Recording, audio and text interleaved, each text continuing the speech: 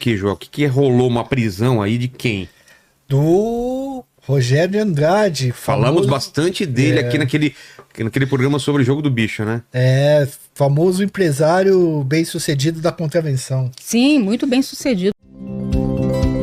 Por sinal, né? Agora ele tá tendo que, né? Tá na prisão e deve estar indo para presídio federal, né? Nos próximos dias. Vamos começar falando sobre esse caso? Dar um contexto, Vera, o Joel. Como que a gente começa falando? O Rogério de Andrade, ele é muito conhecido lá no Rio de Janeiro por ser o maior contraventor do Rio de Janeiro, né? Todo mundo tem muito... Por que a gente fala contraventor?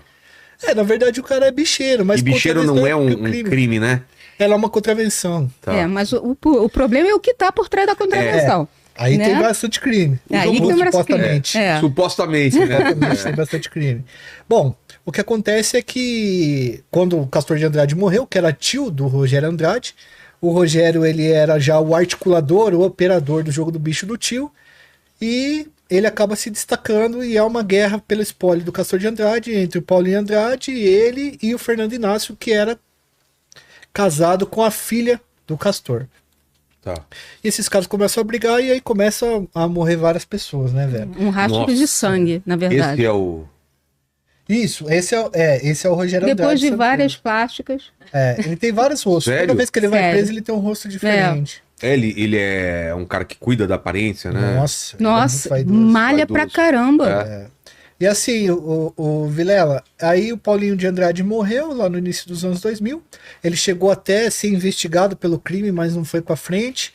E aí em 2010 colocaram uma bomba no carro dele, que o filho dele faleceu, isso mostrou no Vale o Escrito. E aí ele tinha uma guerra contra o Fernando Inácio, que era o casado com a filha do Castor e cunhado do Paulinho Andrade. Então eles disputavam porque o Castor de Andrade tinha deixado as maquininhas pro Fernando Inácio e o jogo escrito pro Rogério de Andrade, né? E aí eles começaram a brigar, e o Fernando Inácio perdeu a vida, foi executado em 2020, né? 2020. Isso.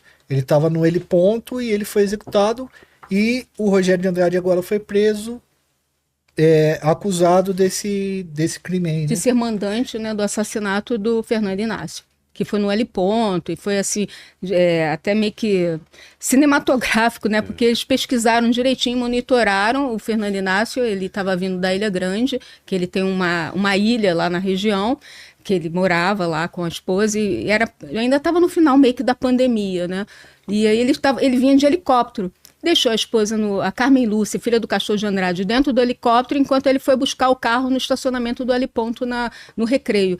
Quando ele estava lá no estacionamento, ele levou vários tiros. E tem essas imagens, né? Tem essas imagens. Na série Vale Escrito, eles mostram isso. Isso, exatamente. E ele foi, e os pistoleiros, né, no caso, as pessoas que foram contratadas, tinham 2 policiais militares, um ex-policial e uma pessoa civil normal.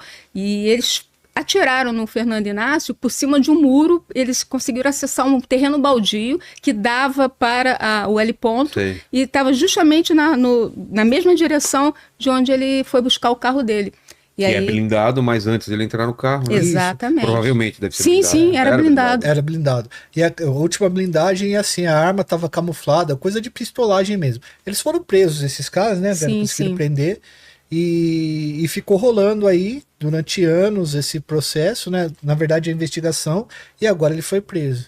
Na verdade, o que acontece? Ele chegou, o chefe da segurança dele, o Márcio Araújo, chefe da segurança do Rogério Andrade, chegou a ser preso, e o Rogério Andrade foi denunciado pelo Ministério Público como mandante do crime. Só que chegou no STF, e no STF o ministro Nunes Marques alegou, né, achou que tinham poucas provas, poucos indícios contra Rogério Andrade como mandante e trancou a ação. Esse trancamento da ação, pelo que ele registrou, pelo que ele deixou na sentença, na decisão, ele disse que só poderia ser reaberto junto com... isso foi também, passou pela segunda turma do STF, que só podia ser reaberto o caso contra o Rogério se houvesse novas provas. Sim. E aí, na semana passada, o GAECO, né, o Grupo de Atuação Especializada do Ministério Público do Rio de Janeiro, né, contra o crime organizado, ele acabou prendendo, né, o Rogério Andrade porque conseguiu novas provas contra ele. Aí o caso foi reaberto contra ele e pediram também que ele fosse para um presídio federal. Ele ainda está no presídio comum, né, no Rio de Janeiro, em Bangu 1, e em Bangu, no complexo de Jericinó, mas ele está esperando uma vaga no sistema prisional federal. E aí por que vai para o federal? Porque é mais segurança? Assim, você tira ele do Rio de Janeiro, né? Onde ele tem grande influência, onde ele pode mover os pauzinhos e tal. E contra testemunhos, pode também coagir testemunhos. Isso, exatamente. E assim, Vilela, o sistema penitenciário federal é um túmulo. Ele vai ficar ali com um cara igual Marcola, igual Luiz Carlos da Rocha Cabeça Branca, só peixe grande, que é que geralmente não se pode comprar, não tem como comprar. Geralmente os policiais penais nas penitenciárias federais, eles não têm muita ligação, até de territorialidade com o preso que tá ali. E, cara, é 2 horas de banho de sol por dia, você fica o dia inteiro trancado, você não fala com ninguém se a pessoa não te chamar para falar, por exemplo, os policiais penais. Disciplina. Geralmente, quando esses caras vão presos no presídio federal, eles ficam acabados. É mesmo? Nossa, perde 10, 15 quilos. Sim, porque muitos deles têm até medo de sair da cela.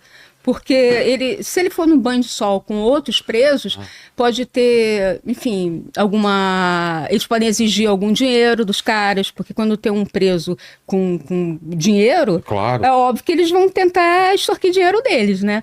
E aí, ou fazer coisa pior, tentar, de repente, matar. Por que não? Então, o Rogério Andrade, a gente tem informações de que ele está muito preocupado em sair daqui do Rio de Janeiro e ir para um presídio federal.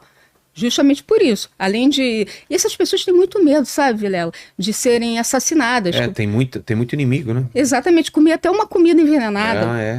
Realmente a situação é complicada. E como ele hoje é o capo, né, da contravenção no Rio de Janeiro, imagina como que ele está apavorado. Ter que sair daqui.